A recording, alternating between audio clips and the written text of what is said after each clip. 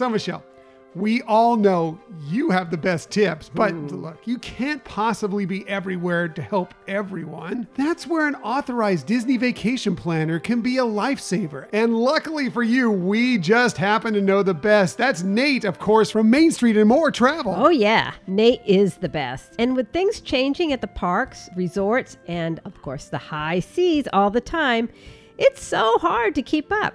Even for me. Well, that's not true. Yeah, but Nate is always right on top of every move Disney makes, so he can help you have the best vacation ever. Oh, for sure.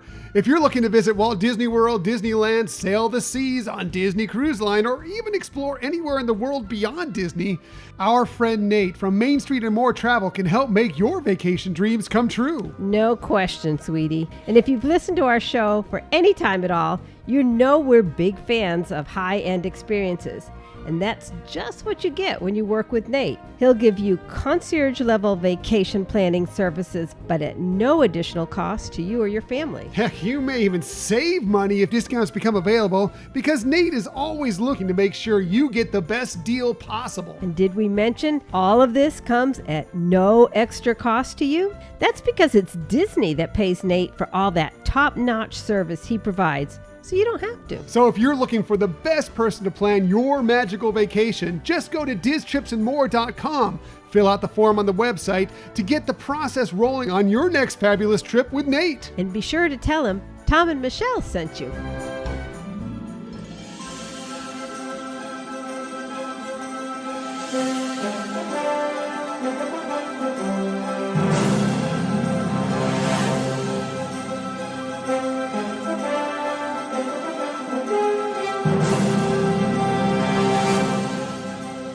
Well, hello again and welcome to another episode of the Hyperion Adventures Podcast. I'm Tom. As always, I'm with my gorgeous, intelligent, very hard-working Disney New Year loving wife and co-host, Michelle. Yes, thank you, honey, and Happy New Year, everybody. Happy New Year. We are recording this episode in the new year on Sunday, January 1st, 2023.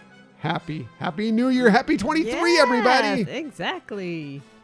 Woohoo. Hope you all had a very wonderful New Year's Eve and had some fun and enjoyment as you rang in the new year. Yes, and hopefully it was safe and you had some good times. You had some fun, but in a safe way. But hopefully we're looking forward to 2023 and for a lot of health and happiness and prosperity for you and your entire family. Yes, and we have some of our listeners who are actually at Disney World now celebrating the new year, and we wish all of you a very fun and happy time there and safe travels home. And we're looking forward to all our Disney adventures in 2023, which, as you know, we'll be sharing with you many, many times over. Coming up here, we've got lots of stuff planned, and we will get to that as we progress through the new year. Very good. Very good. Very good.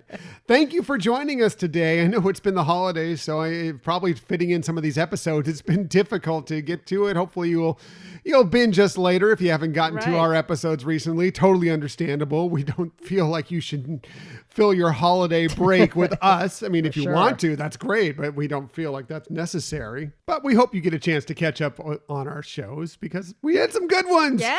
Last week, Soul Duo joined the show again. It was really, really good. Right. Very exciting to have them back with us. And great way to have a fun Christmas episode. For sure. For sure. And we hope you had a very Merry Christmas. We hope the new year, as we've already stated, is going to be a wonderful one for you. And we are just looking forward very much to being a part of your journey through 2023.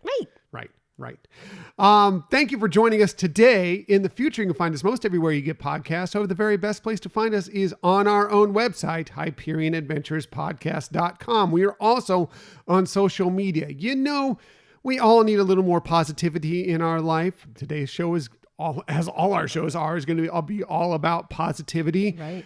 We are kind of that oasis, not only for podcasts, but we kind of find that on social media as well for positivity. So please follow us on social media. We're on Twitter at Hyperion Podcast, Facebook, Instagram, and Pinterest at Hyperion Adventures Podcast.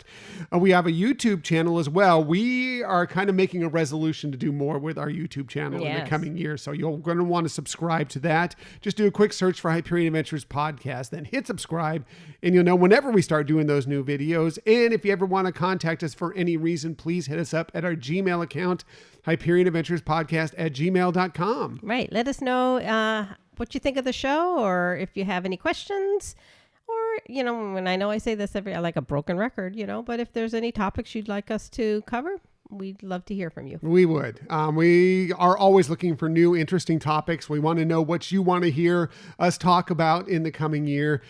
So please hit us up. This is as good a time as any as we start the new year, as we start filling out our calendar. Michelle always does a good job of filling out our calendar with upcoming topics. It may shift from time to time, but we do love having that set out for us. And your ideas definitely inspire us. Exactly. For sure. For sure.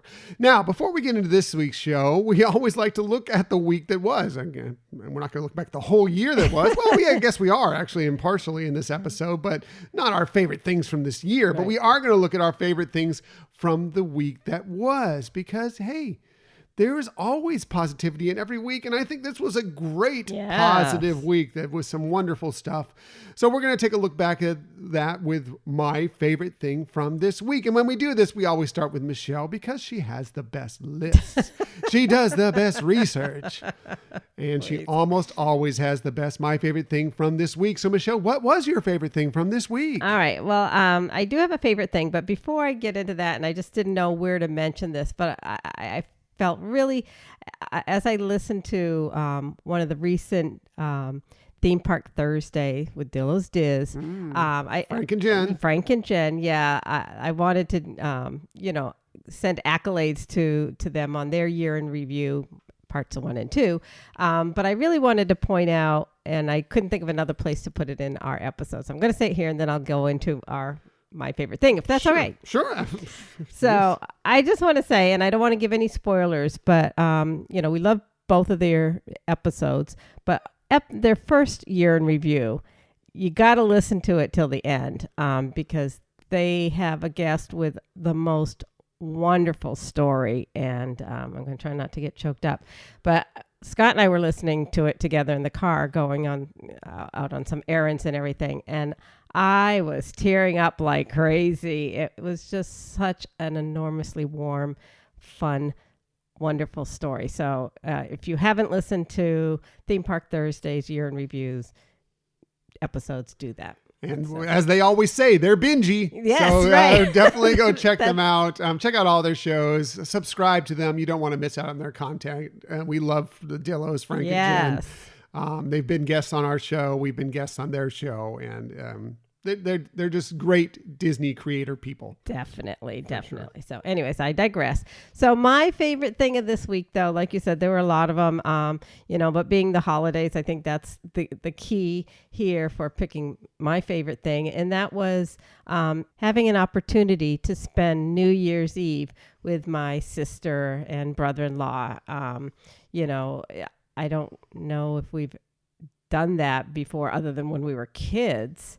But it was just an amazing opportunity and evening. And now that we're in Florida and they live in Florida part of the year, we're looking forward to many more New Year's Eve celebrations together. Right. And I know that I never have had the opportunity. You obviously growing up had that chance when you were younger, but it has been many, many, many years being on opposite coasts that we've had the chance to spend not only a New Year's Eve, but also Christmas, some time with them on Christmas. And it was just so nice to having other family involved. And we also got to spend some time kind of, virtually with my family in the West Right. Coast. Obviously, we miss them dearly.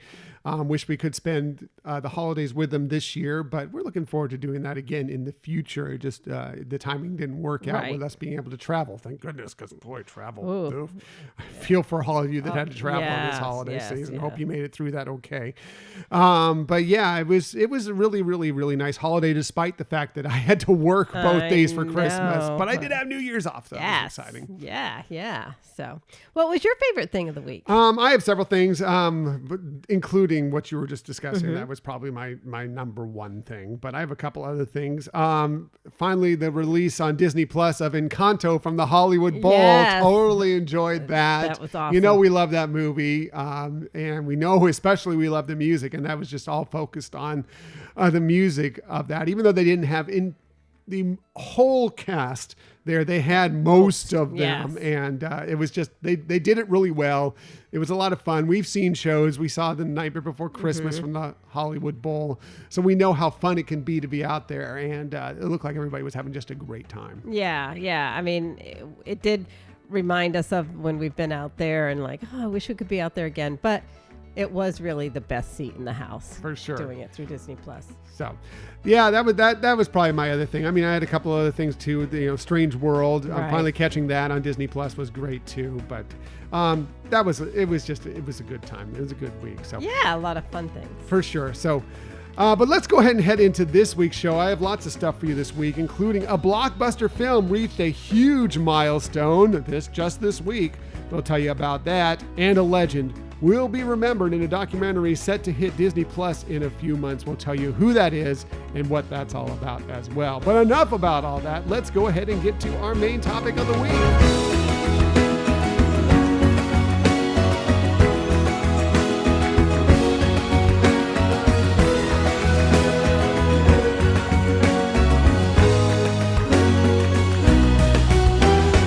So for this week's main topic, obviously, even though this is the first day of 2023, Right. we thought we'd take a look back at 2022, especially, hey, we're a Disney podcast. We're going to look back at Disney in 2022. And we also know we are the Disney podcast of positivity.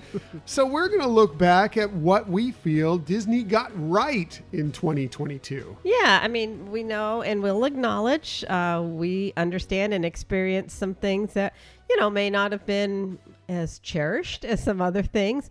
But we, like Tom said, we want to really just focus on what were the magical elements, what were the pixie dust parts of what Disney did and Disney did right that, helped everybody have a great time. Sure.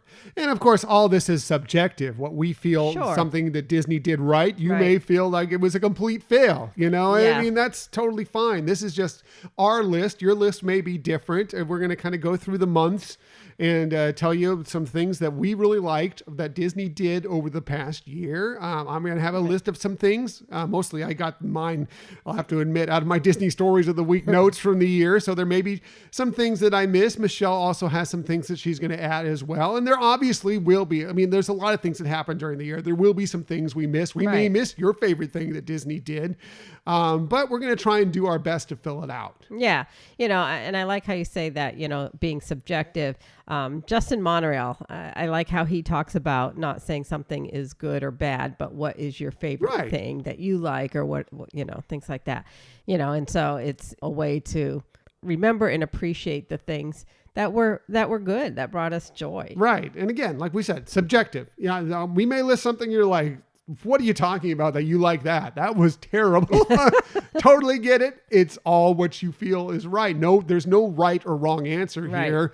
Is what you enjoy and what you think is something that was good or something that you think was a total failure. That's fine. There's nothing wrong with that. It's just, we just thought we'd share what we thought were good and then we'll kind of reminisce about the year that was. Right. And actually how we approached the lists, I think, was very different.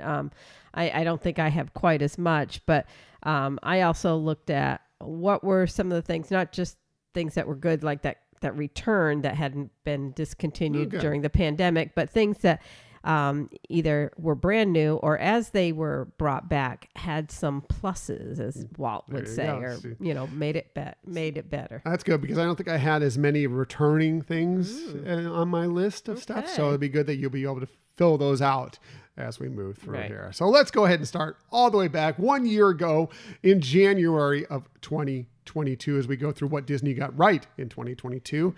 I'm going to start right off the bat that it was right at the end of 2021 that Disney moved Encanto to Disney Plus. After it didn't do exactly great in the theater, just didn't resonate completely, hit Disney Plus. And then when it reached 2022, that's why that's on this list, that's when it took off. Right, yeah. It got onto Disney Plus and mostly brought about, I think, because of the music. We were just talking about that a little bit ago on, Encanto from the Hollywood Bowl, how much we love the music. And it just drove that to become a major smash hit on Disney Plus. Right. Yeah. And it's funny with that movie, when we first saw it, it wasn't an enormous I love that, it was like, oh, that was good, and it was entertaining, and I don't know if it was just till we got used to the music, listening to the music more, or it might be one of those movies, depending on what mood you were in. That's with, I guess, any movie, and when we saw it, there was some weird things going on in our lives at the moment. And so it's great to see that the music did live on and really brought a lot of people to really enjoy it. Right. I think what we found with Encanto is that we watched it once. The first time we watched it was on our Disney cruise. We're like, oh, it's pretty good. It's all right. Yeah. It's okay. We watched it again afterwards and we're like, you know what? I really like that. Yeah. That's really good. And then we saw it the third time. I think when the third time we watched it hit, it was like, that is a really, really good movie. We really like it. The music is fantastic. It's also driven, we did an episode based on it, kind of discussing breaking down the entire film. It's our most downloaded episode of all time. It's not even close. It's far and away the most downloaded episode of all time. Funny. That just shows how much that movie resonates with more than just us, with other people out there exactly. as well. Yeah. And it's interesting because, like you said, the first time we saw it, we actually saw it in a theater, type of venue. And yet it was even watching it on Disney Plus that we learned to love it more. And now we dearly love it. Yeah. It is a great film. It was inspired, of course, we talked about the music. 8 songs from Encanto hit the Billboard Hot 100. 8 songs off that soundtrack. That's Taylor Swift almost numbers, Yeah, right. It's crazy. The album spent 15 weeks at number 1. Nice. 15 weeks at number 1. There were 2 songs that hit the Billboard Hot 100 Top 10, Surface Pressure, which peaked at number 8. And of course, we don't talk about Bruno, which was number 1 for 5 weeks. Wow. 5 weeks at number 1. It was crazy. Lin-Manuel Miranda, who needs to come on our show in 2023. He was named the Hot 100 Songwriter of the Year, by the way. So this kind of extended into February. Obviously that many weeks on the Billboard charts expanded into February. But in March, that film also won the Academy Award for the Best Animated Film. Just a big year, just to kick off a wonderful year for Disney with Encanto doing so well on Disney Plus and on the music charts. Yeah. So, very cool. Yeah, that was all I had for January. Did you have anything else for January? I really didn't have anything for January. My list really started at February. And I have to admit, I'm glad you brought up the film, because that was the other thing, is I really didn't focus on films or Disney Plus. Okay, I got a few things from Disney Plus. Because I thought that you were covering that, and so yeah. Good. I didn't actually have much from February either, so I was more like the chart, Encanto songs hitting the charts and doing really well in February. What do you have from February? So I have a couple things for February. One was a return of some of the Enchanted extras, like at Magic Kingdom, they added on the Keys to the Kingdom tour. Animal Kingdom added on several. And I guess one that we did, as a matter of fact. Right. I was going to say, selfishly, I guess I added this one because we did the Wild Africa trek that they brought back, and it was just an amazing experience that we would highly recommend to folks to, if you're thinking about it, is to give it a try. We also talked about it in one of our episodes, so you can go back and listen to that. And we'd totally do it again. It was that enjoyable that we would do it again. Right. The other thing I have for February is that they really launched that Celebrate Soulfully. Things. So, they started it with in honor of Black History Month, but, and it started with, first having Disney chefs develop some dishes that really highlighted the ingredients that, were rooted in either Africa or Black American history. And they just kept expanding it to other things. And in fact, they created, part of on their website, a link on their Walt Disney World website that really they've kept up to date throughout the year. So, it has recipes there. So if you want to try some of these tasteful dishes for yourself at home, I found one that I thought for sure we have to try. It gave tips on pairings of, drinks with some of these foods, or, especially considering some of the, some of the spices and herbs that are used. Cast members shared some of their personal experiences, or, what is soulful to them and how it links within the company. And then some updated lists of dishes that you can find of food throughout the resort. So I just love that they kept that up to date, and it's really well put out, and they have categories and things like that, and I thought, I know they were giving a nod to the movie Soul as well, but I just thought it was with the whole concept of inclusion and everything, that this was really well done, and I appreciated it. I loved hearing reading some of the stories. But like I said, some of the recipes and I noticed some dishes that throughout the resort that I might not have thought about. I mean, yes, you can think of, okay, in Animal Kingdom Park, you're going to probably find some of those dishes, but they're in other resorts and, obviously in Disney Springs too, but some things that you might want to venture to try out that you might not think of, hey, they have this there, Very cool. Yeah. Yeah, that is really cool. It's good to point out that went on and was very enjoyable. And looking forward to, I think they're going to continue that on into 2023, and looking forward to checking that out more in the coming year for sure. So very nice. Thank you. Very nice. So anything else from February? No, I think that's where I captured February's points. Yeah. So, we already touched on March a little bit, so let's continue on into March. We talked about Encanto winning the Best Animated Film Academy Award. Well, in all, Walt Disney Company won 6 Academy Awards, including a Best Supporting Actress victory for Ariana DeBose, of course, for her turn as Anita in West Side Story, which was phenomenal. Yeah. We really loved that movie as well, and she was spectacular within it. Right. Yeah. She embodied that film, that movie. Yeah. So very, very good. Also, now this is going to be one of those ones where some people are going to be like, is this the best thing or one of the good things that came out of this? Is going to be a questionable one. But Star Wars Galactic Star Cruiser began welcoming guests in March of 2022 for 2-night journeys to a galaxy far, far away. And then, no matter what you think about it, from what we've heard, even though the price is very, very high, and unfortunately, that probably rules a lot of people out there, and may never get the chance to sail aboard the Halcyon. Everybody who's been on it that we've heard reviews from says it's spectacular and very enjoyable. And, whether it's worth the price is completely up to you. It's talking about subjective. That is totally subjective. But we have heard nothing but good things about it. Yeah, and I think part of the things, and when we had the interview with Nate, that there is technology that is utilized throughout the experience, and that Disney is really careful to avoid spoilers so that people who plan to come on can really experience that in a very new and fresh way to them.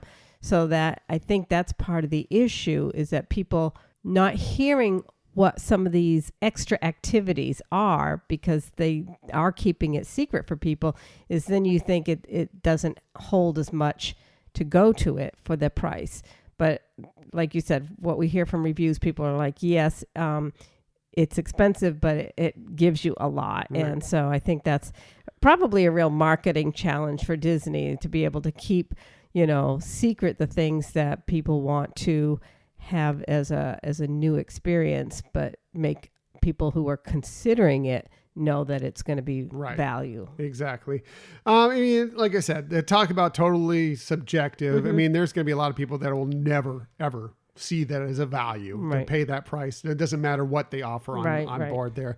It won't be worth that price, and totally get it. If that's the way you feel, totally understandable. It's all what you enjoy, what you have perceived value for. And if it fits within your world, then great. Then, you should go on it. If it doesn't, that's fine too. Totally understandable. Yeah. But, I mean, I know we're excited to do it at some point. Right.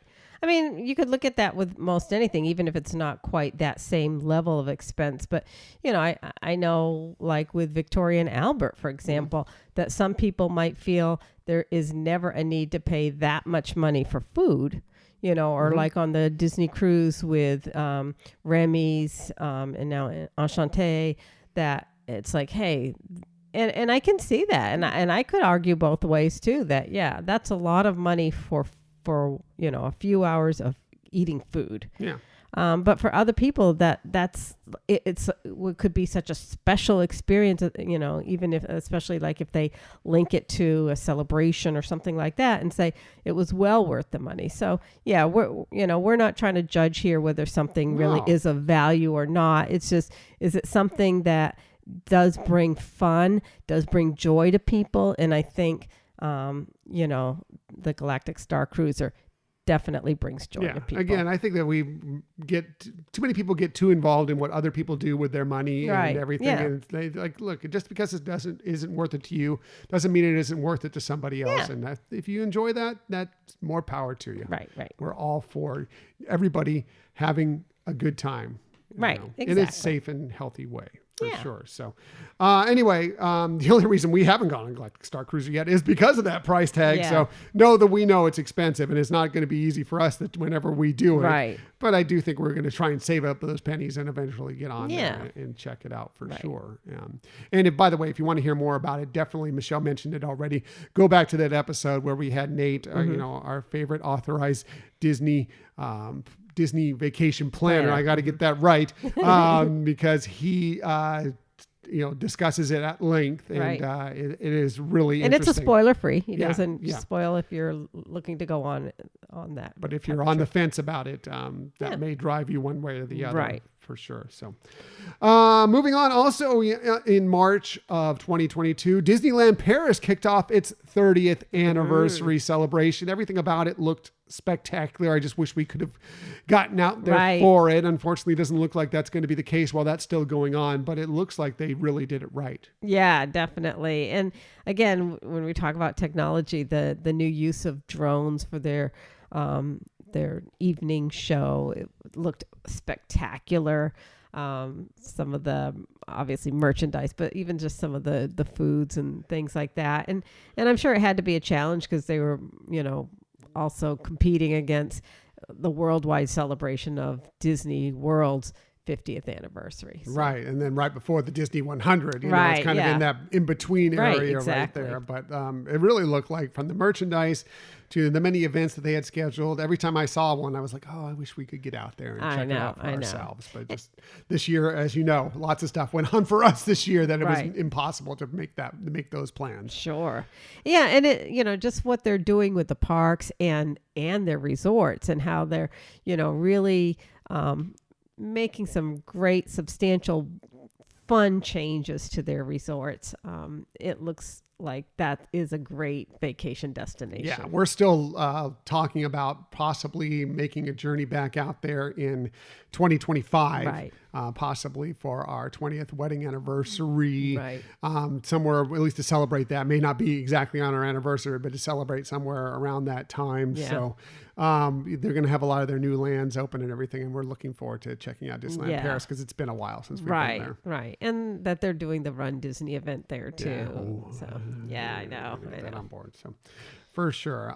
So, that was great stuff. Did you have anything else for March? I did have for March. So in March is when Disney began providing the new pixie dust for guests staying at their deluxe resorts and deluxe villas.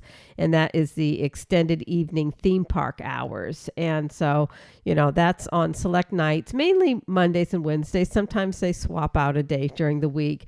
They have some additional late hours to give guests the opportunity to go to some of those attractions late in the evening when it's not as crowded. Typically Mondays, Epcot is open for, again, deluxe resort guests from 9 p.m. to 11 p.m. And the great thing about that is at 6 p.m., you have an additional opportunity to get in the virtual queue for Guardians of the Galaxy Cosmic Rewind. And then on most Wednesdays, Magic Kingdom is open from 10 p.m. to midnight. So I thought that was something that they did right. They continued it now into 2023. They've already on their website posted, what the dates are there. Like I said, sometimes they use a Tuesday or Thursday. So if you're planning a trip, you can check out the schedule to see what they have there. But that to me was something we had talked about. They had moved away from some of the benefits of being a resort guest. And so it was nice to see that they're adding some things in now. And this, I thought, was like special. I mean, you can pay for ticketed events for evening things, but this is free. And so I thought that was pretty spectacular that they added that. Yeah. You're paying a high price to stay in those deluxe resorts and deluxe villas. Right. So, it's nice that they have that available for you if you are going to shell out, whether it be through DVC or whether it be through actual cash. Right. For those rooms that you get that benefit. Also, and remember, if you're staying at any Disney resort, you also can get into the parks a half hour before rope drop for everybody else. Right. Take advantage of that if you want to get in some of these attractions. That's every day. That's every day. For every park. And so definitely, if you can get the family rustled up and out there that early, take advantage of getting out there early. Yeah. The evening hours to me is a really great benefit for people who can't do the rope drop. Like if you're, and I speak for myself, if you're one of those people that, you can do it, but it's not something you look forward to, but you want to still have that advantage of having some time in the parks when it's a little less crowded, or get your night owl on or whatever. It's just a different fun way to experience the parks too. Yep. Agreed. So that's good. Anything else from March? No, I think that's what I didn't really have anything from April either. Do you have anything from April? I do have from April. So in April, going over to the West Coast now, Disneyland, they brought back the Disneyland Forever fireworks. But what was really great was also the Main Street Electrical Parade return there. And it was also to celebrate the 50th anniversary of that parade, which is just really hard to believe to me that after 5 decades, it's still so popular, still so beloved. I know we really are sad to be missing it. I think the thing I really liked about this is the plus on this was that they revised and had a new grand finale. And so, and it wasn't just like one little flow. It was a lot of things. And so they brought together, they used the theme togetherness. They obviously took inspiration when designing this from the original, the OG parade, but they incorporated a lot of Mary Blair's, especially with the Small World portion of the float, her iconic art style.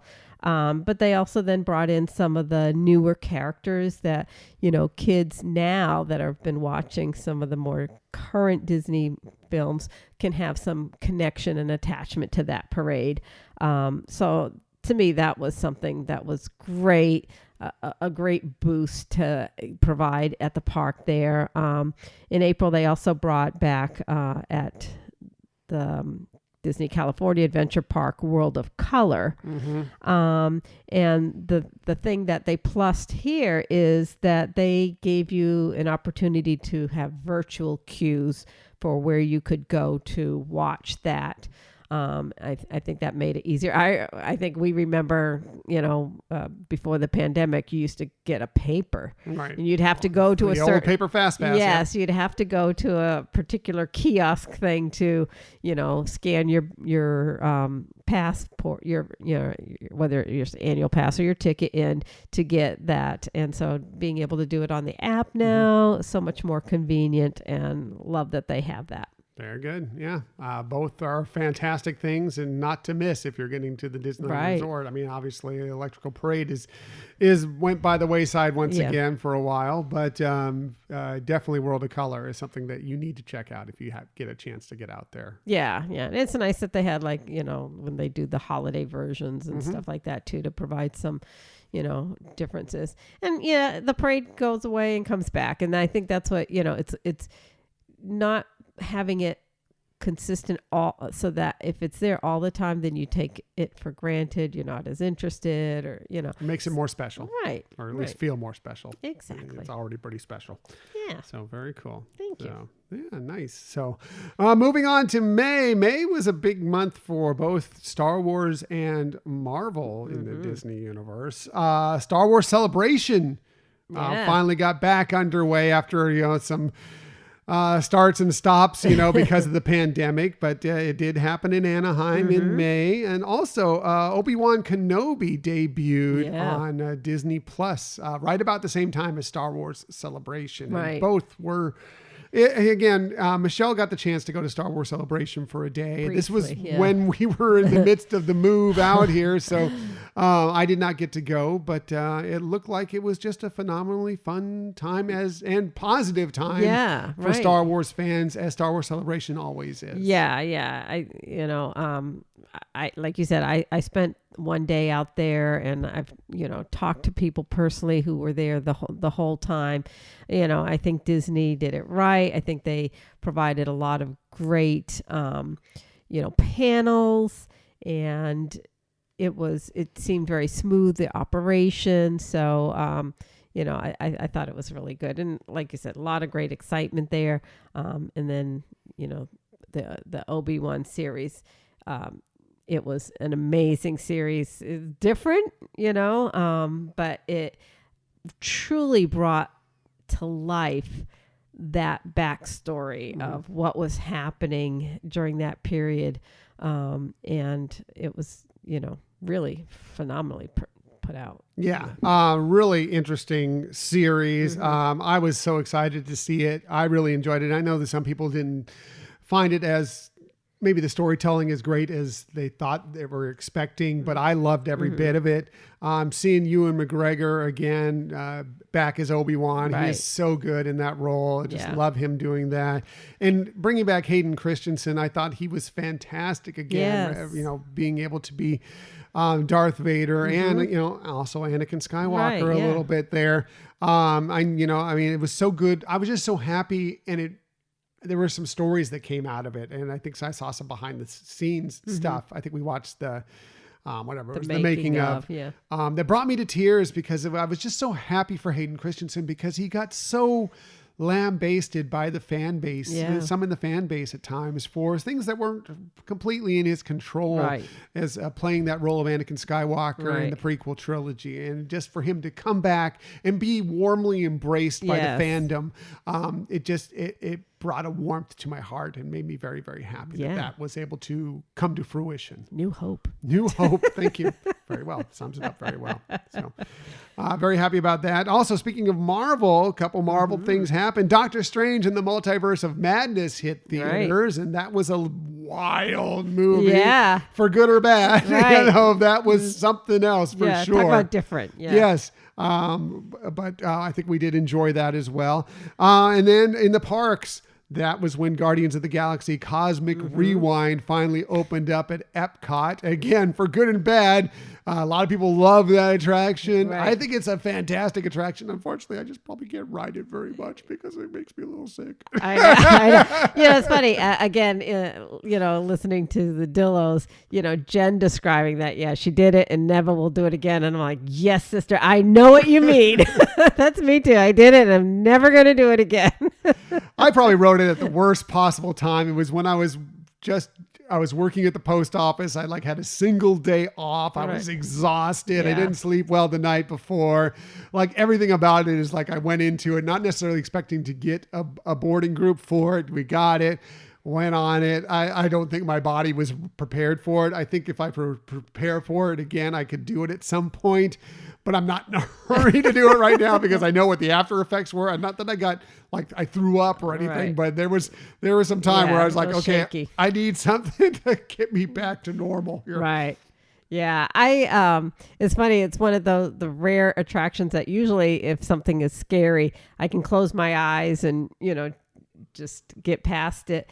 But I think closing my eyes made it worse. I think not having a point of reference with all the different angles that the vehicle puts you in made it feel worse. It's so funny because I was loving it for about 75 to 80% of it. I was loving it. I thought this is great. And then I think it just all caught up to me at the end. If you go back to the episode where I talk about it, it's like it all caught up to me in like the last 20 to 25% of the ride. It's like, okay, it's a little too much now. Yeah, your body was telling your brain something couldn't compute. And it was like, no, I'm not reacting well to this. I think it's phenomenal attraction if your body can handle it. I think it's so well done. Right. The queue is great, and the actual coaster itself is phenomenal. I think it is a definite win for Disney for sure. Yeah, definitely agree. So, do you have anything else from May? I do. So, again, going back to the parks and Disneyland, that's where the Fantasy Theater debuted their all new adaptation of The Lion King. And that's a spectacular venue if you've never been there. It's outdoors, but there's something about it that feels cozy with the stage. And they do have some spectacular, again, technology, but to enhance that storytelling along with the live action characters that are there. So glad to see. I mean, we liked what they had, the show. Mickey's Magical Map used to be there. If you've been to Disneyland, you know where that theater is. Yeah. And that's wonderful and spectacular. Glad to see that they're, bringing in something new and different. And that it was a new edit. It's not like they took something and just plopped it there that had been already did. They actually developed the show based on what that venue provided. So I thought that was great. They also included on May 24th, which is National Scavenger Hunt Day, that they came up with a fun activity. And so what they provided was a free map, a downloadable and this one was related to the Disney Cruise Line hunt called Castaway Cay Island Adventure Time Challenge. And by the way, we're going to try this out in a few weeks. Looking forward to that. Yeah, for our Patreons, we'll be sending that document to you directly, so you don't have to, hunt for it and everything. But I thought that was kind of cute that here's a free activity that they're giving you, that you can do it with, yourself or with your family. Entire kids. family. Yeah. So thought that was fun that they developed that. Also in Alani, they had the return of Auntie's Beach House. And what they plussed with this one, I'll tell you about. But first, Alani's during the daytime. So from 8 a.m. to 2 p.m., the parents can reserve playtime for their kids to go into a secure children's program. And that then gives the kids some fun time on their own with kids, and parents can have some downtime. There's two sides to it. One side is free, that, they'll have some activities and themed fun that the kids can do for free. There's another side called the uncle side. That's the free side. On the auntie side, they do have one that they offer premium activities for a fee. But, you have your choice there. But what really plus the return of this is that they had the addition of evening hours with activities that families can do together. Nice. Yeah. So from 4 to 9 p.m., they have an assortment of complimentary activities. They do have some premium activities. You want to pay for that, but fun things like how to play the ukulele. But I do love that they incorporated something for families to do in the evening, because I think sometimes, you get all set up for dinner and everything, and then it's just like, well, what do you do? It's not like you're at a theme park where you can go into the parks or whatever. So I thought this was a wonderful plus that they when they reopened this. For sure. We're looking forward. That's another thing we have on our list of things that we want to do sometime in the near future is get out to Aulani. We're definitely on that list, and hopefully we can knock that out within the next couple of years at some point. Yeah. A little bit more difficult than when we were in California. It's a little bit farther a trip. Right. So funny. We were so much closer to Disneyland Paris now than when we used to be. That seemed like such a far trip. Right. Yeah. Now trying to get to Hawaii and get to Aulani seems like, whoa, that's going to be a long flight. Yeah. Yeah. But I think for us, waiting till more of the activities and things were opening up, we would be going without little kids and stuff like that. So I think having more opportunities of things that we would want to do as adults there. And, for sure. And we look forward to reporting out how can adults enjoy Aulani. And it's another space we've heard nothing but good things about going to Aulani. Everybody who goes to Aulani loves it. Loves it. And we can't wait to experience that love ourselves sometime in the future. So, all right, moving on to June. June, I've got a couple things for you. Cinematically, one on the small screen, one on the big screen. Okay. Miss Marvel debuted on Disney Plus. I think we really enjoyed Miss Marvel. Right. Again, the one thing we love about these Marvel series is they tend to they seem to kind of strike differently. They're not the same. Now these different series, they go at things in a different way, and yet they all find a way to kind of connect with one another, just like they do in this, on the actual big screen as well. And this was very comic book oriented and more of a teenage story and everything. And we loved Miss Marvel. Yeah. The storytelling in there, like you said, was a little bit more unique. We love that. We love that had that kind of variety. Love the characters.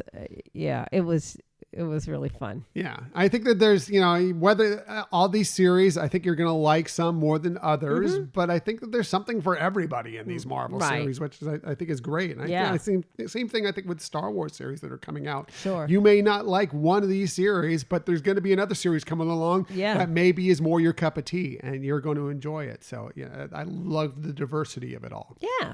For sure. Cup of tea. Yes.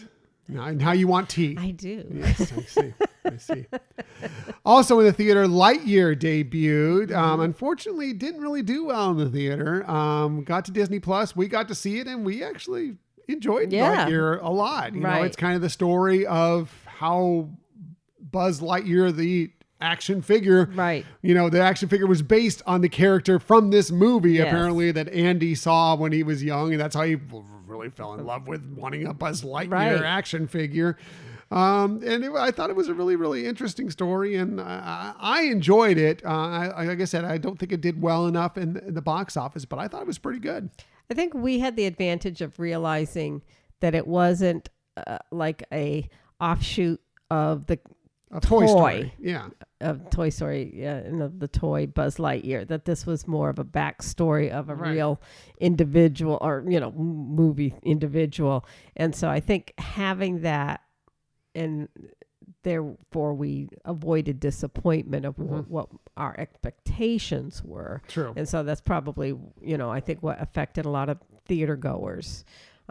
At least that's what it seemed like. Yeah. I question, we're going to talk a lot about what things Disney has done right.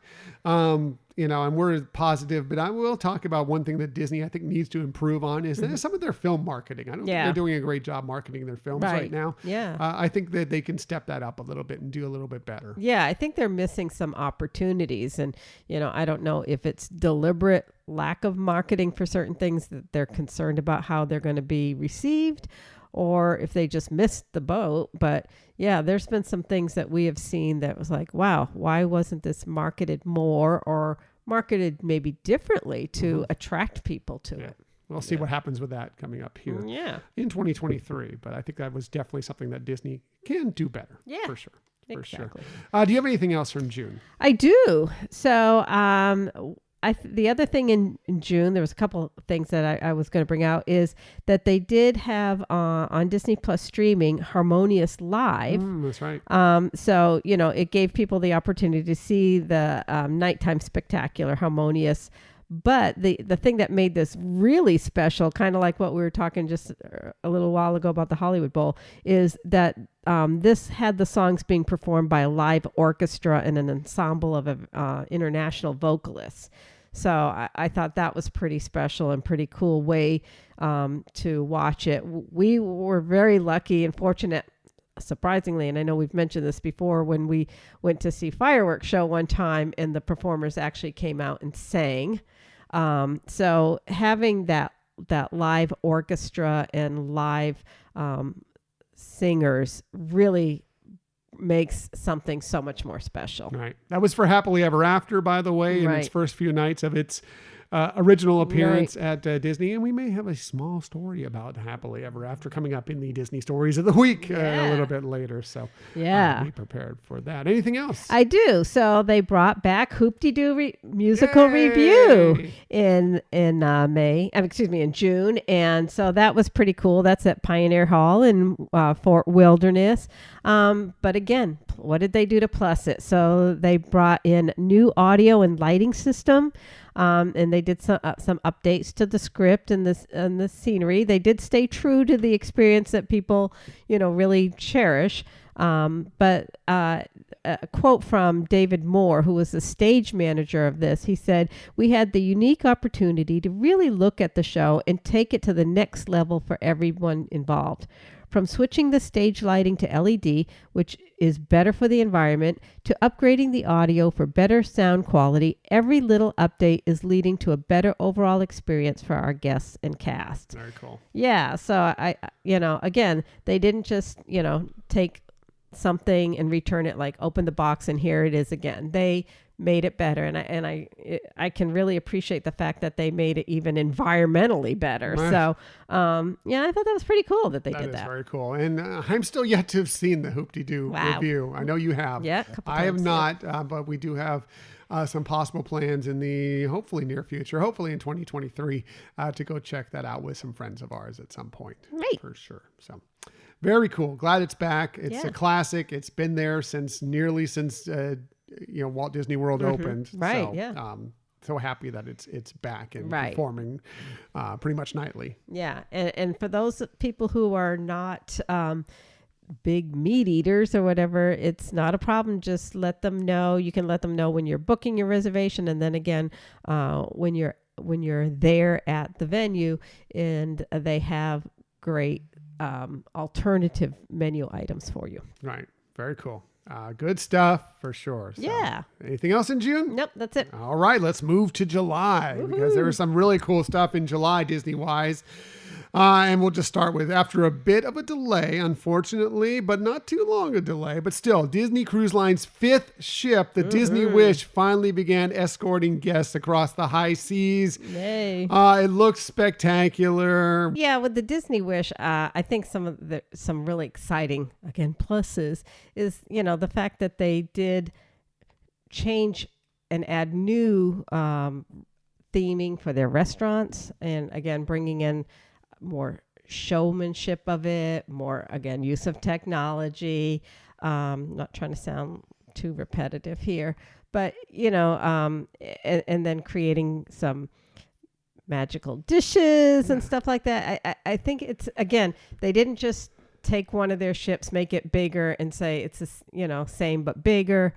They really kind of added a lot more newer experiences. So for people who have gone on, and I'm not, I love I will go back to the older ships and experience those restaurants, but definitely excited to try these new themed restaurants, and that they have the first, roller coaster attraction, on the seas. Yeah. And we've heard that they've upped the game on their pirate show. Yeah. So, they really did take something and make it even more exciting, Right. more magical. Yeah, I've been trying to dodge spoilers on most everything with it to this point, but I've just heard great things about the Disney Wish and every experience you can have on Right. board, and we're looking forward to it. Our cruise is coming up here, right here at the, it's less than a month away now. Michelle just checked us in just the other night, staying up all hours, fighting through web server issues, not on our end, Disney. Trying to get us checked in, but she got us checked in and we're excited about it. We'll be sailing aboard her at the end of January into early February. And of course, we'll, tell you all about it as well, what our thoughts are. And of course, spoiler free as well. Right. Yeah. So I wonder if we'll ever get out of Hyperspace Lounge though. We'll see. Yeah, I know. We'll see. Maybe, for dinner at Frozen Night at Arendelle, That's we'll true. definitely be Yes, there. yes. Me in the sparkly gown. Be prepared. But yeah, no, I've like you tried to avoid some spoilers, but also trying to learn a little bit about it so that I kind of know what to look for or where to look for things and stuff like that too. So I think I've done a little bit more, Right. But just looking forward to some of the activities. We were even watching the making of the creation of the Disney Wish or whatever it was Nat on Geo. National Geographic the other day, and I had to close my eyes at parts because I just didn't want to know. There's stuff I just didn't want. And not that I thought that they had a lot of spoilers in it, but there were just the little things that were too close to me that I'm like, I don't want to know. I want to wait. It made me think back of when they had a similar series about some of the other ships that came out, and remember thinking the same thing, that, oh, gee, I have a trip planned, or we have a trip planned, and I don't want to get spoilers. But I think they did a good job of back then, and I'm thinking that for this one too, that it kind of just gave you enough experience, enough information to entice you more.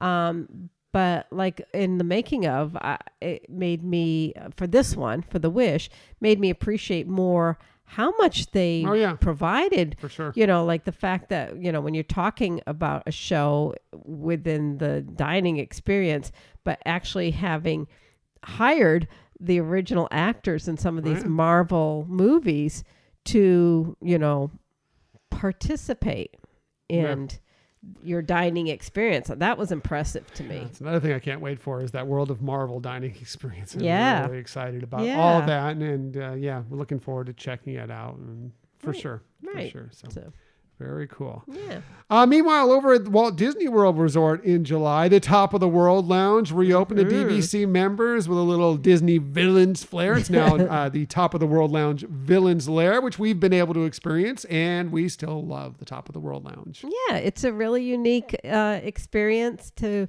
participate in, even if you're not staying for the fireworks. So, we've done both. We've gone up and been there to be able to go outside at the time of the fireworks and experience viewing them from that location.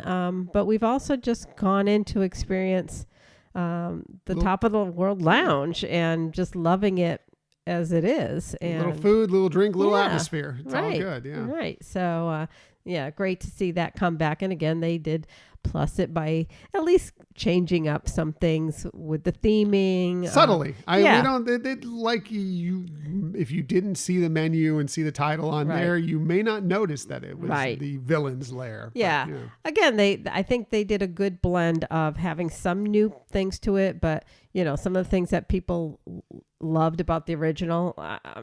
Personally, that 7-layer cake was something we love before, and so glad that they kept that. Kept the chandelier, kept the monorail bar back. Yeah. And I think one of the things, again, this is a personal preference, is the table seating, that it's, all, normal kind of restaurant style. Lower tables.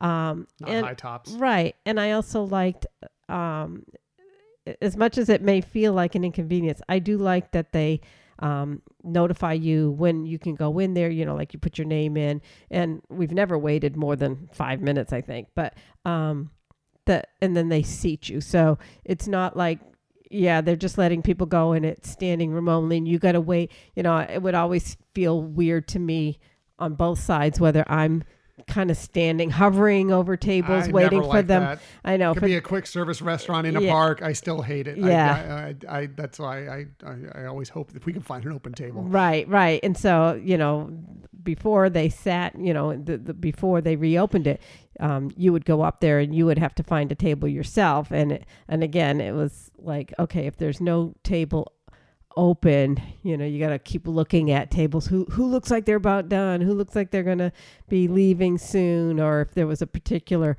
booth that you wanted, for example, are you, how long are you going to have to wait and, push your way in there and things like that, or be on the other side of it, be sitting there waiting and notice, there's people hanging about wanting us and then feeling rushed to get out. So that's all gone. They seat you. You don't, they bring you to a table. So they're bringing you when there is an area for you to sit in. You don't have to think about that. You don't have to worry about somebody else hovering over you either. For sure.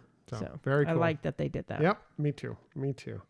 Also at the Walt Disney World Resort in July, Magic Band Plus debuted at the most magical place on Earth. So we were able to use Magic Bands in a very different way. Well, mostly the same, but there were some interesting, unique things that it helped bring about. And we love our Magic Band Plus. Yeah. Plus is Magic Bands Plus, I guess is what it would be. Yeah. Right, yeah.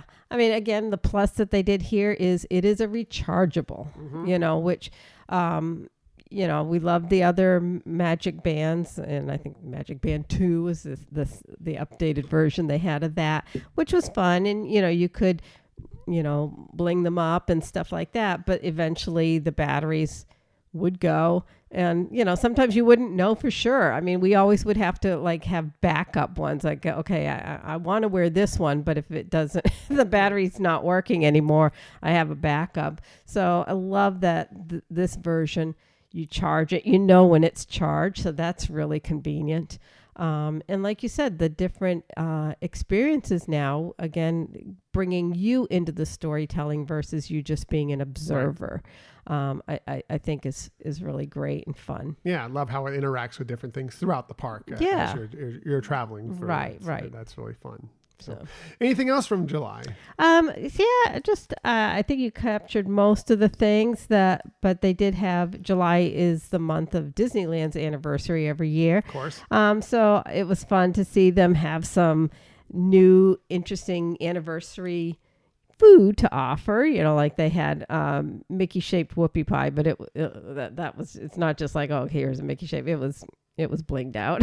A birthday waffle that you could have shots in, and they had variety of milks or alcohol for those of you who are old enough to drink. So I thought that was kind of cute. The Red Rose Tavern actually incorporated Walt's chili in a dish there where they had Walt's chili cheese fries. So that had some seasoned fries with the chili on top and cheddar cheese and onions and just so much awesome goodness there. Nice. And Olga's Cantina also celebrated Olga's birthday at that time, and they had some new offerings there. So I thought that was pretty cool that they provided that. And also, it was the reopening of the Finding Nemo submarine voyage. Oh, yes. That month. And again, they upped that. They had reimagined that attraction. They put some more coral, new paint, some fresh kelp and seaweed. Again, working with updating technology for special effects and lighting in there. But they also added everyone's favorite septopus, Hank. Yes. From Finding Dory. Yeah. So, I again love that they were able to reopen that, but make it even a better experience, better magic for people. Very cool. Nice. Yeah, that was great. Good stuff. Thank you. Moving on to August, we had a new Disney princess named in August officially. Raya from Raya and the Last Dragon was officially named a Disney princess, and it's always good to add another to that sorority. Right? Yeah. Well deserved on that. That's another one of those films that the first time you watch it, you might think, yeah, it's good, but watch it a couple Yeah, more times and love like, oh yeah, it's Love really that movie. great. That's Yeah. a very, very good movie. Very, very fun movie for sure. It can be a little dark at times, but it is really, really good Yeah, movie. yeah. Really enjoy that. Speaking of something that some people loved, some people didn't so much, but I think we loved it. She-Hulk Attorney at Law debuted on Disney Plus in August. I can understand why some people weren't crazy about it. Maybe they just, the humor didn't strike them right, but I just thought it was campy fun. Right. If you just took it for what it was. Right. It was just so different than anything else Marvel had done. I just kind of got a kick out of every episode. Right. Yeah, totally agree. Again, it vast difference from Doctor Strange movie. Yes. But I think that's what, again, they're trying to make sure they're letting everybody enjoy something, within the Marvel universe. And I agree with you. I could see where some people didn't like it. Personally, we tend to like things that break the fourth wall. And I think they took advantage of that in this series as well. So, it's very meta for sure. Yeah. There's no question about it. So we enjoyed it. Again, it's not for everybody, Right. but we liked it a lot. That was all I had for August. Do you have anything for August? I had one other thing for August, and that was the return of the Bippity Boppity Boutique in both Disneyland and Walt Disney World. And I really liked that they, upped their game here by having fairy godmothers apprentices working there to help transform guests. But they actually, again, with the concept of inclusion, looked at what is some of the hairstyling and things that they can use with different hair types, and that we're going into additional heroes and heroines to provide a little bit more variety of what they were offering guests to be able to select from. Yeah, So, very cool. yeah. Good stuff. Yeah. So moving on to September. September was D23 Expo 2022. Lots of big announcements made there. Lots of fun. Of course, it's the ultimate Disney fan event, and it looked like it was that again in 2022. Wish we could have made it. Unfortunately, we weren't able to because of our move across the country here. But I think a lot of people who went had a great time. Yeah, yeah. Again, that was one of those things that you had to buy the tickets, secure the tickets far in advance. And I think when we bought those tickets, we weren't even sure what we didn't know what Florida was going to be or what, the vacation. Well, I don't know. But anyways, we definitely were sad to have missed that, but it did sound like it was pretty spectacular. We'll be looking forward to D23 Expo 2024. I'm waiting for the announcement on where that's going to be located. Right. Maybe we'll hear it. I hope we hear before Destination D, which is the kind of the in-between. D23 is a smaller event that takes place every couple of years out at the Contemporary at the Walt Disney World Resort. Maybe we'll hear by then or maybe before then. Yeah. So looking forward to finding out. Yeah. It was nice that they did stream some of the panels and some of the things. So it was good to be able to at least participate somewhat in that way. For sure. So. Yep. When we did participate in that way. Also in September, Andor from the Star Wars universe debuted on Disney Plus. Again, something completely different. This was the show for they always talked about, George Lucas would talk about Star Wars was basically focused on kids, right? That it's a space adventure, space western for kids. Right. This was very much an adult, right? More.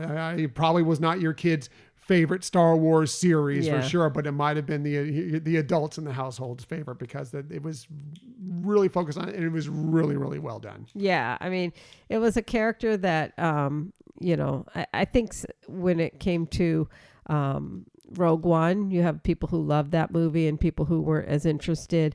But as a character, it was great to see them take one of those characters and really delve into to start understanding it. And we've mentioned this with other Star Wars in episodes that we talked about films or some of the shows that they have, the character development and getting to understand, and maybe having a little bit more empathy, especially for people who turn to the dark side, is to kind of have a little better understanding and not think like, oh, they were just born a bad seed and that's the path that they went. It's just that what in life made that change for them. And even though, Andor was a rebel, it was still some dark parts of it, and kind of showed you the grays when it comes to what we consider good and bad. Right. It showed you some of the things that people had to do to do what they felt was right. And not just from Cassian Andor, but some of the many people he met along the journey. And it was really well done. Looking forward to season 2 when that comes out, because season 1 was very, very good. Right. Also, Disney won 26 Primetime Emmy Awards in September. That was when that took place. Shows like and movies like The Beatles Get Back, Chip and Dale Rescue Rangers, Only Murders in the Building, Abbott Elementary, and a bunch of other shows won. Also, Chadwick Boseman won an Emmy posthumously for his voice work on Marvel's What If series. We're really happy that he was, he and his family were be able to be honored in that way. But it was a big year for Disney television. Yeah. Awesome. Yeah, cool. Sure. That's all I have for September. You got anything else for September? The only other thing I have for September is, the Oogie Boogie Bash at Disneyland returned. And one of the things that blew our mind away was seeing the newest villain that they featured there, which was Ernesto de la Cruz. Oh, it was so good. Yeah, from Coco. And, what they did for that character and to, have him present there, and it was phenomenal to see that. Yeah. So I wish we could have seen it in person. Yeah. Spectacular. Right. We know how good the Oogie Boogie Bash is. Exactly. From being able to experience it a couple years back. Yeah. So glad to see that back, but glad to see that they, really provided this amazing villain. Yeah. Very good. Yeah. Very cool. Moving to October, I only have one thing for you for October, and that was that Magic Band Plus. We talked about its debut at the Walt Disney World Resort. Right. Well, in October, it was introduced at the Disneyland Resort. This was the first time any Magic Band of any kind was at the Disneyland Resort, and it was a long time coming. Yes. And so happy that it finally made it there, because believe me, it changes your world when you get to use a Magic Band when you're at the parks. Right. Yeah. That's the only thing I had also for October, but just kind of expanding a little bit more on it. Like you said, a long time coming. There have been times that we actually saw the poles that you would scan a Magic Band in at Disneyland, and we're like, oh, it's got to happen every minute. And this was several years ago. And so it's just exciting to see that they have that now there. And looking forward to, hopefully, just as they've done something over in Batu, is hopefully they're going to be adding something at the Marvel Land. So at Avengers Campus. I think that's coming. Yeah. Part of me really wants that. Part of me is like, oh, FOMO. But I do think that, it's great that they're utilizing that now at Disneyland. Definitely. Very cool. Yeah. Good stuff for sure. So moving to November, and a big thing people have been waiting for finally returned at Disney's Hollywood Studio. The Fantasmic came back with some updated scenes and a lot of other new kind of reimagines, refurbished items. And people were raving about Fantasmic. I remember a video of when Fantasmic, the lights dimmed and Fantasmic started, and there was just like from a distance, you heard the crowd erupt. Right, and it brought tears to my eyes. I wasn't even there. I wasn't even watching the show. And just to see people so happy that Fantasmic returned. Yeah. Definitely. I totally get that feeling, that emotion of, yes, this is back, and it's because it is something fantastic and spectacular. It's fantastic. It is fantastic. And again, as I said already over and over with technology, because they have technology now that was just not even in existence when they first developed that, and even when they did that back then, that was a pretty high technology use show. But again, with the storytelling changes and, first of all, bringing in some of the newer characters, but also featuring, heroines. And so it's great that they've brought that that aspect to the show. Yeah, very cool. And it. we are looking forward to. We're looking into possibly doing a dining package coming up here in one of our visits in the near future to check it out for ourselves and see the updated version of Fantasmic, which is exciting. Yeah. Also, Disney Cruise Line in November announced the acquisition of the partially completed massive cruise ship, the Global Dream. We don't know what it's going to be titled as a Disney ship once they finish it, but it was great to see that they're going to have this brand new ship that's almost all they've done. They got it for like pennies on the dollar for what it would have cost to build a ship of that size from the ground up. So it looks like it's going to be moving into the Asian markets once it's done. But I thought that was fantastic news. Yeah, it's cool. I mean, it is neat seeing some of the art renderings of how they are going to make it, look a little bit more consistent on the exterior with their current ships, with the smokestacks, the red smokestacks and things like that. Fun watching them take something that was already kind of, a shell and deciding what to do with that. I think that's going to probably in the future be an interesting making of feature of how Disney Imagineers took over something that wasn't Disney concept to begin with, and how they brought that into consistency with the storytelling of the company. Right. It looked like from some of the artwork, the concept artwork for the ship for the other cruise line that was originally being built for, that they did have some interesting things in there that I think Disney would embrace. But Disney will obviously want to put their own flair to it. The Imagineers will get to work on it and Disney-fy it. Right. I'm looking forward to seeing what the end result is when that comes out here in the next couple of years when it's finally done. Right. Yeah.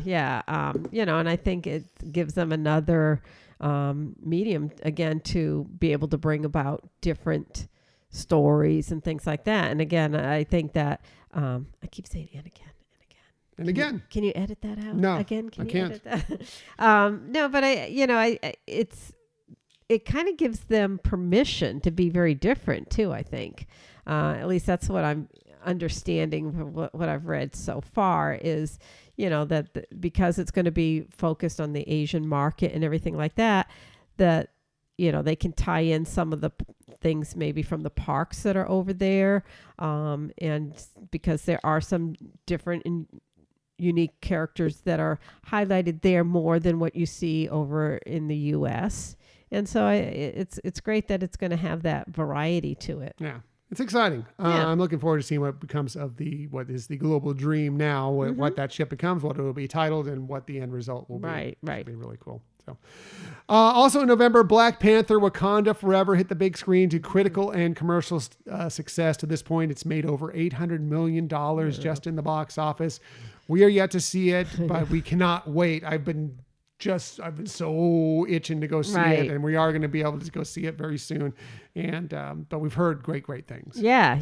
And we're looking forward to that being a probable feature movie on our cruise too. So I hope to see it before that. Yeah, but definitely. If not, will be our fallback point. For sure. Right. But yeah, it's great to see that story come to life. Yeah. For sure. Anything else for November? No, for you? I don't have that. Okay. I think you covered all of them. So moving into December, just the month that just passed, got a few things for you. DuckTales World Showcase Adventure finally debuted in Epcot, and we are so excited to get to check it out coming up here in the next few weeks because that looks so much fun. And we know how much we love the Agent P adventure.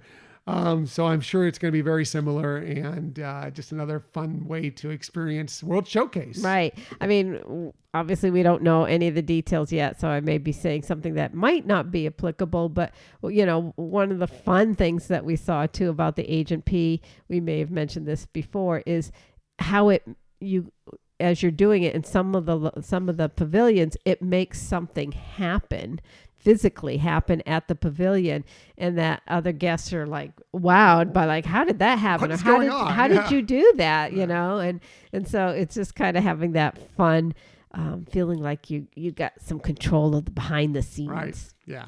So cool. Can't wait to check that out here coming up very soon. Another thing we're looking forward to getting back and checking out again, the Walt Disney World Railroad returned to operation just within the last little over a week. It just, you can't have Magic Kingdom, Disneyland, whatever without the Right. railroad. And so glad that it's finally back. Yeah, yeah. Being that railroads were such, a beloved thing for Walt himself. So it's great to have that back. Again, there, I said it again. Please edit that one out. No, I'm not. I like that they, are saying that they stayed true to, the essence of, what the original was, because it was there when the park opened at Walt Disney World. But that they did do some updating of the storytelling and the narrator. Mhm. And so, I do think it's going to be good to have a blend of the nostalgia along with, hey, there's something new to experience at Walt Disney World, even within the railroad, and it's funny with people, right? We love the nostalgia. We want things to stay the same, but on the same part of it is like, well, we want something new because otherwise it gets old. Right. So having that blend here, and, having more storytelling as you're going from land to land and being able to experience something a little new about it, but still have that essence, that base of the nostalgia. Yeah. So cool. Yeah. Very good. Love the railroad. I'm glad it's back. Just the sound of the whistle, even if I'm not riding on it, it makes the park. It makes Magic Kingdom. It makes Disney. Right. For me. So Yeah. Very cool. Finally, in December, the long-awaited sequel, Avatar: The Way of Water, finally was released in theaters, and it's become a smash hit. I'll have more of that in the Disney Stories of the Week coming up, but people say it's just an absolutely gorgeous movie. Again, another one that we haven't seen yet, but we're looking forward to checking out, if nothing else, aboard our Disney cruise. Right. Very cool. Anything else for December? No, I think you captured everything that I had. So that's it. Looking back at the year that was, it was a really good year Yeah, for Disney. You heard it. We've been talking for way too long about all the good stuff that happened for Disney in 2022, and we know there's just going to be even more great stuff coming up in 2023.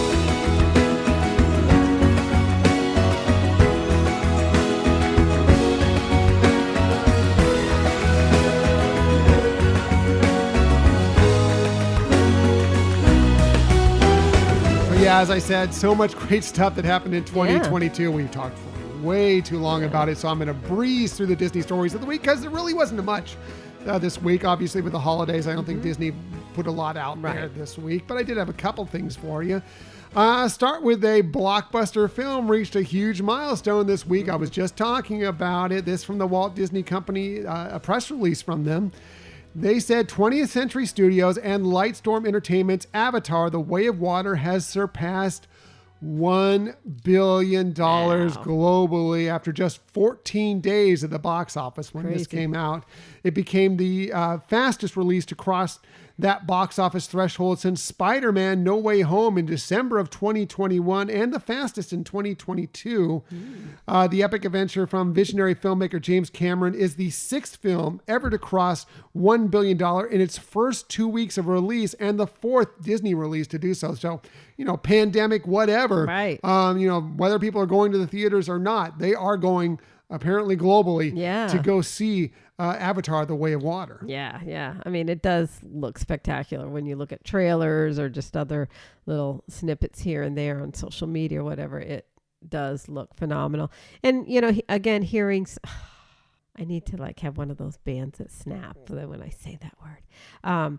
When watching the making of, or, some of these behind the scenes stories, or seeing some of the interviews of the cast or of the actors, it does look like it was an amazing and incredible making of, how they actually learned how to hold their breath for quite a long time so that they could do that filming underwater. And it's just it took so many years for that movie to finally hit the screens. You know, and people were wondering if it was ever going to actually happen. Right. Even some of the actors, hey, it's been several years now. What's going on? So for it actually to come to fruition, and now it being another smash hit again, just as Avatar was the original, it's really, really great to see. I passed Jurassic World Dominion to become the number 2 release of 2022 already. I mean, that's how, just in a couple of weeks. And the number 3 release of the pandemic era internationally, it's closing in on Top Gun Maverick's $770 million. So it's doing well. Seems like it's a long movie, but it looks like a gorgeous movie for sure. Yeah. And we're looking forward to checking it out for ourselves very soon. Very soon. Yeah. Also, going to the Marvel universe, sort of. A legend, actually a Disney legend, will be remembered in a documentary set to hit Disney Plus in just a few months. This from Marvel.com. They say, in a celebration Wednesday of legendary Stan Lee's 100th birthday, what would have been his 100th birthday, it was announced that a documentary on the life of Stan Lee will be coming to Disney Plus sometime in 2023. That's cool. Yeah. It will celebrate his legacy as the co-creator of such legendary characters as Spider-Man, Fantastic Four, Iron Man, Black Panther, The Incredible Hulk, X-Men, Thor, Silver Surfer, Ant-Man, Nick Fury, and the Avengers, and hundreds more. Look, he is Marvel. You know? I mean, as much as Jack Kirby or some of the other various artists and writers and everything else, he was the face of Marvel. Yes. There's no question about it. And of course, all the cameos and all the films. Right. We got a chance to bump into him once at Comic-Con. Yeah. It was amazing just to see him out in the wild. Be in his presence. Making a cameo in our own lives, but really, really cool. No official release date yet for that documentary, but excited to see it. Yeah, can't wait. For sure. Finally, one more quick story came out this week. This was it came from a recap on the D23 website of kind of all the things they're looking forward to in 2023. And it was kind of a very small blurb, but it was a very important blurb. They said a new reimagined version of Happily Ever After. Yes, the fireworks spectacular is going to be coming to the Magic Kingdom sometime in 2023. I think we're all very excited we love Happily Ever After very much. Personally, it was Michelle talked about earlier. It struck a chord with us. We got to be there, luckily, when Jordan Fisher and Angie Kielhauer, who are the singers of the song, performed for us after the showing of it. And it's just always been a show that really touched our hearts. And I know it's the same for many of you out there. And we don't know for sure if this is going to be like the show again with some new scenes, or if it's going to be like a completely reimagined version of Happily Ever After. But either way, we're excited to see what the Imagineers come up with for this show. Yeah. And that song to be blaring again because we love that song. Right. Yeah. I think that song is just phenomenal and special. And it's funny because everybody does have their personal favorite of fireworks shows. And I'm sure a lot of things come into play to that. For us, we had a magical moment, and it was when we did one of the dessert parties. So we had a great location too. And so I think that's what's wonderful about Disney and the parks is you can have these personal experiences that make something special. And hopefully this new, whether it's reimagined completely or mildly or whatever, but hopefully it brings joy to a lot of people. Right. And Happily Ever After was undefeated at making me cry every single time I saw it. Same. And I'm sure that the new reimagined version, however it is, whether it's just slightly changed from the original or whether it's completely new, will have the same effect on me. Yeah, I can't agree with you more. For sure. So that's it for the Disney stories of the week. However, we never leave you without giving you some sort of tip that might help you on your next vacation. And when we do this, well, we always start with Michelle because, you heard a little bit of it. She does the best research. She has the best lists. But one thing she definitely has is the very best tips. So let's get to it. Here's Michelle's tip of the week. So my tip, this is actually one I used earlier in 2022.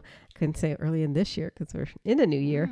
But I just felt like it's worth repeating because I think at the beginning of the year, that's when a lot of either people are at the parks celebrating or planning a trip to the parks. And it's just to remind you, you know how you can get those free I'm celebrating buttons and you can, personalize it yourself to put on it. But what's a really fun way to make it even more special and have it be more of a special souvenir is you can take that to the Ye Olde Christmas shop at the Magic Kingdom and just for a couple bucks have it personalized by a Disney artist. And, that way it's, I'm not criticizing anybody's artwork. Some people probably are just as talented or maybe more so. But if you're not, if you're like us and you want to have a special keepsake to remember your trip, then that's an easy way to do it. And it doesn't cost that much. The pin is free. The personalization is, I think, like $3 or something like that. And you can have something that's really memorable. Right. Especially if it's for a really super special occasion that you're there for. So very good. Yes. That's a great tip. Michelle's tips. Always the best tips. My tip for this week, it's very simple. We've run long, so I'm just going to go really quickly for this. Look, we're into a new year here. Look ahead, look forward. Let's all be positive. Let's have some good things in 2023. Enjoy the year. Get out there. Enjoy your times in the park. Enjoy your times with family. Have a great time. Be positive. And share that positivity with others, because it's really, really rewarding, as I think we feel from doing this show week in and week out. Yes. And if you're positive with others, it pays you back instantly. Yep. To know that you provided joy to somebody else. Agreed. So that's it for this week. Next week, well, it's been a while since we've done a music-focused episodes, and we know you love those. So we're going to do another one finally this week. And since we're, again, going into a new year, we thought we'd share maybe our 5 favorite Disney songs that will inspire you in the new 2023 year. So, you know, we've done inspirational songs in the past, but it's been a while.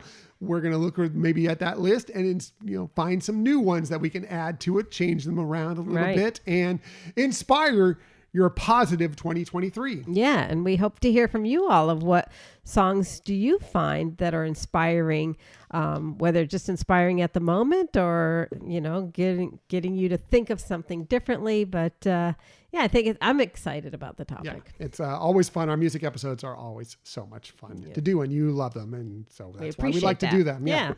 So, as for today, we appreciate that you joined us today. In the future, you can find us most everywhere you get podcasts. The very best place to find us is on our own website, HyperionAdventuresPodcast.com. Also, follow us on social media. We're on Twitter at Hyperion Podcast, Facebook, Instagram, and Pinterest at Hyperion Adventures Podcast. If you are on Facebook, come on over and join us for some good positive Disney energy fun on our Hyperion Adventures Facebook group. Lots of fun there. Also, we have some more stuff coming for you on our YouTube channel in 2023, so you're going to want to join us there, subscribe to us. Just do a quick search for Hyperion Adventures Podcast, hit subscribe, and you'll know whenever those new videos start rolling out. And if you ever want to contact us for any reason, please hit us up at our Gmail account, HyperionAdventuresPodcast@gmail.com. Right. And if you really want to help support this podcast, which we appreciate those of you who are already have done that, is we do have a Patreon category. You can go to our website and find different categories there. We really appreciate those of you who have already subscribed to help support this show. And if you want to support us in a non-monetary way, but still very much appreciated, is giving us a 5-star review is definitely something that's helpful. Very well said. I'll leave it just at that, because all those words are true. Thank you. Michelle always speaks the truth. Thank you for listening to another episode of the Hyperion Adventures Podcast. We look forward to sharing some time with you again next week. Until that time, I'm Tom. I'm Michelle. And we hope that you have a magical week. Bye.